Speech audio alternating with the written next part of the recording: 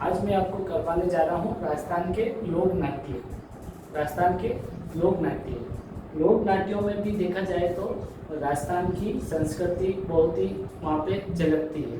अगर राजस्थान की प्राचीन संस्कृति देखी जाए तो मेन चीज लोक नाट्यों में आराम से आपको देखने में मिल जाएगी, ठीक है। और इसमें इसको 5 भागों में बांटा गया है: रमत, ख्याल, गौरी, फड़वाचन और लीलाएं, ठीक है।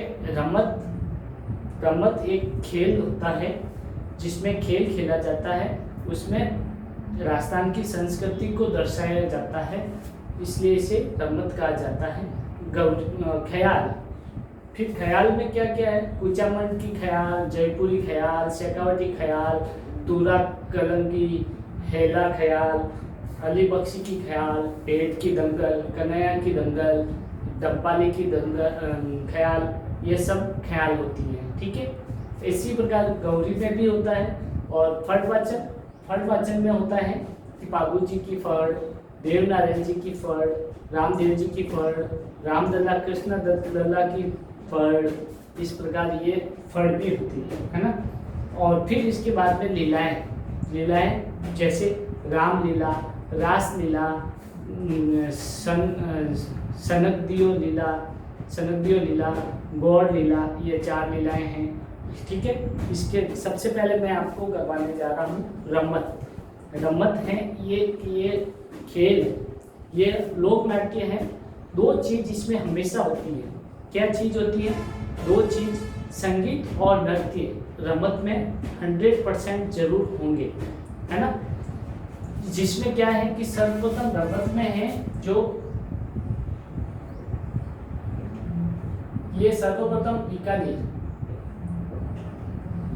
बीकानेर और जैसलमेर में इसका अधिकतर सर्वप्रथम हुआ था रमत का, जैसलमेर, ठीक है। बीकानेर और जैसलमेर में हुआ था इसका। बीकानेर में एक है आचार्यों का चौक, जहाँ पे ये रमत खेल खेला जाता था सर्वप्रथम, ठीक है। अब देखिएगा ये कब ज्यादातर होली व सावन मास में खेला जाता था। होली और सावन मास में खेला जाता था, ठीक है। ये होली और सावन महीने में होने वाली प्रतियोगिता से इस रमत का उद्भव हुआ था।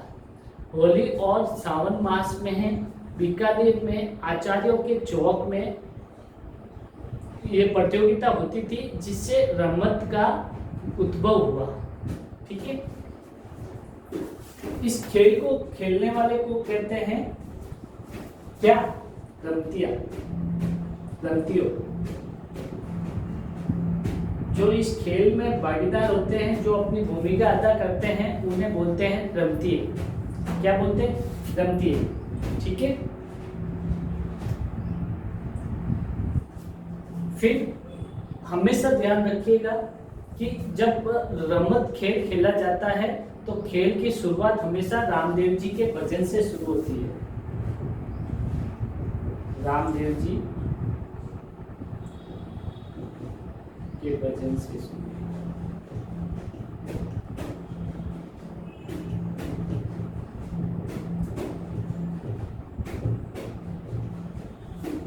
ठीक है। इसका वाद्य यंत्र होता है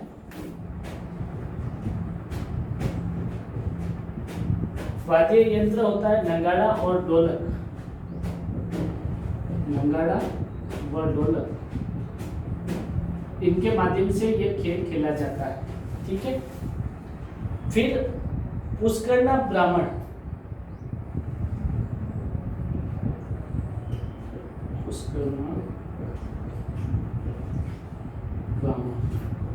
यानी बीकानेर और जैसलमेर के पुष्करना ब्राह्मण हैं, जो इस खेल में बहुत ही शार्प दिमाग वाले होते हैं, ठीक है। ये मतलब सुदृढ़ तरीके से मनोबल तरीके से सक्षम है इस खेल को खेलने में, ठीक है। इसका आयोजन हमेशा रात्रि में किया जाता है, जो देर रात तक चलता है, यानी दूसरे दिन सुबह तक। ठीक है। और इसकी एक विशेषता है कि इसमें केवल पुरुष ही भाग लेते हैं। इसमें क्या है कि जो महिलाओं का किरदार होता है वो भी पुरुष बेखूबी से निभाते हैं। ठीक है। इसके प्रसंग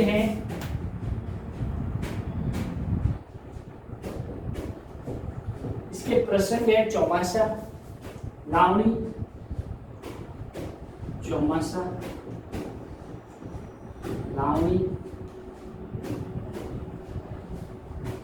और गणपति वंदना।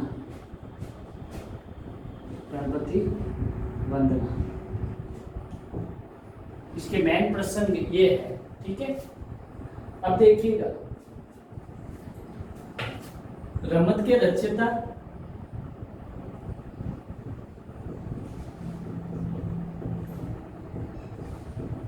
यानी इससे जुड़े हुए, रमत से जुड़े हुए बड़े बड़े महापुरुष थे जिनका नाम है मनीराम व्यास।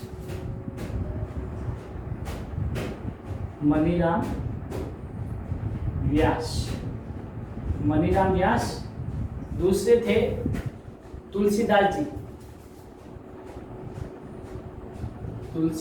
जी। ठीक है। और तीसरे थे फागु महाराज।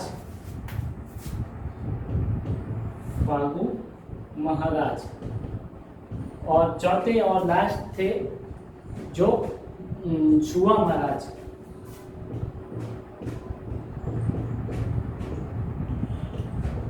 ठीक है। ये जो महापुरुष थे जो इसमें रमत के खेल से जुड़े हुए थे। ठीक है। फिर होड़ाऊ मेरी रमत,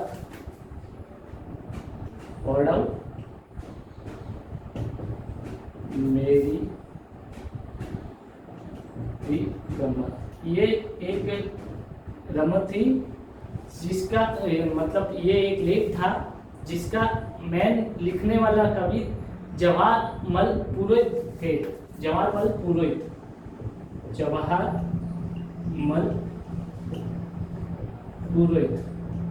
ठीक है। अब देखिएगा, इसमें एक मेन चीज थी कि इसमें ये किस पे आधारित था कि एक आदर्श पति पत्नी की जीवन कथा पर आधारित था। आदर्श पति पत्नी के जीवन पे आधारित था। ठीक है। इसमें एक आदर्श पति पत्नी के रूप में मतलब कैसे घर में रहना, कैसे करना, क्या करना, क्या नहीं करना, वो इसमें बताया गया था। ठीक है।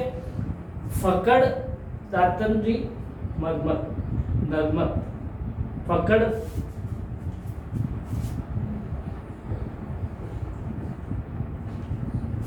एक और थी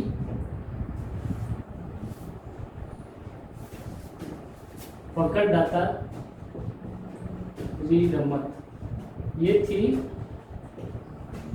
मुस्लिम संप्रदाय की बाकी सारी की सारी हिंदू संप्रदाय की थी। ये एक है जो मुस्लिम संप्रदाय की थी। ठीक है।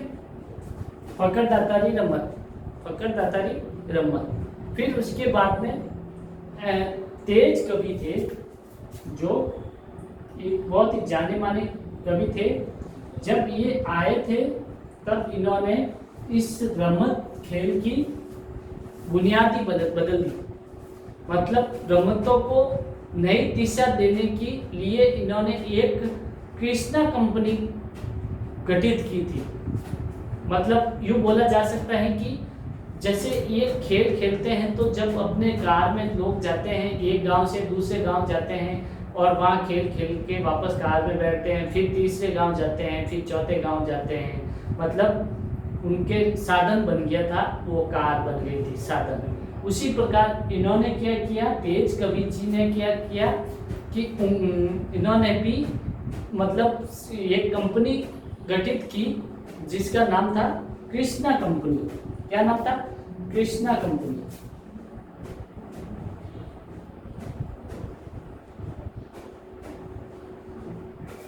ठीक है, कृष्णा कंपनी जब तेज कवि 1942 में भारत छोड़ो आंदोलन हुआ था, स्वतंत्र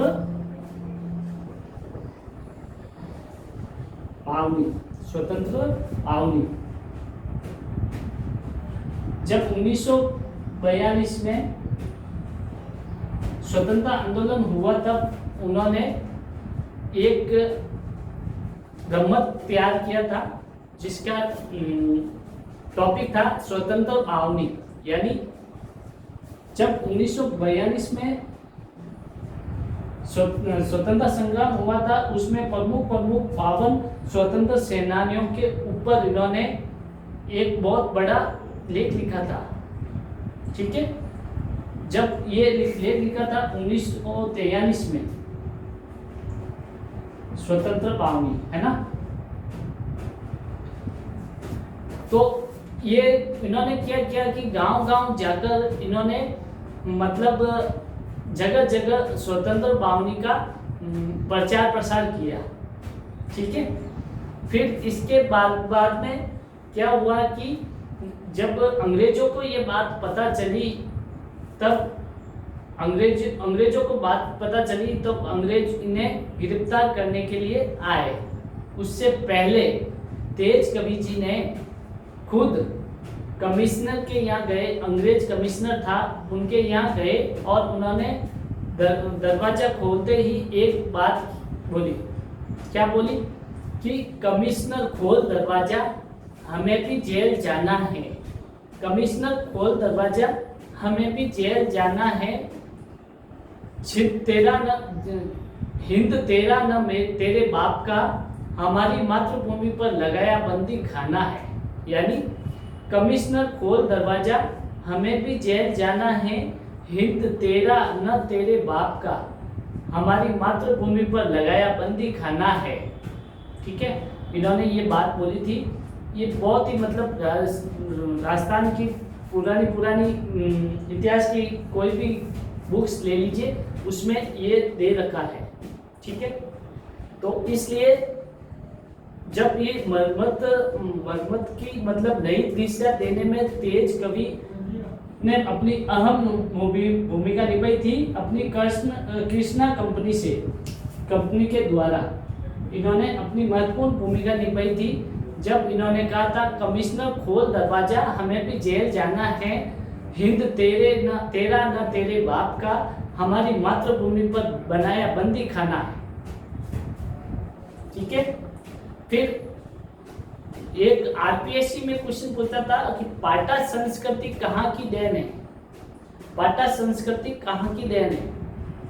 पाटा संस्कृति बीकानेर की देन है। और इसे पाटा संस्कृति क्यों बोलते हैं कि जब बीकानेर और जैसलमेर में आचार्यों के चौक में जब रमत खेल खेला जाता था तो वो जमीन पे खेला जाता था, लेकिन धीरे धीरे समय निकलते निकलते जब ये स्टेज बना के, चबूतरा बना के उसके ऊपर खेला जाने लगा, तब इसे बोला गया था पाटा संस्कृति। ठीक है, आज के लिए ये आपका एक टॉपिक हो गया है रमत। ठीक है, फिर इसके बाद में कल मैं नेक्स्ट वीडियो में कराऊंगा ख्याल, कुचमनी ख्याल, जयपुरी ख्याल, शेखावती ख्याल, तुरागलंगी ख्याल, हेला ख्याल, आदिबख्शी की ख्याल, भेद की दंगल, कन्हैया की दंगल, डब्बाली की ख्याल। ये सब मैं नेक्स्ट वीडियो में कल कर पाऊंगा। ठीक है।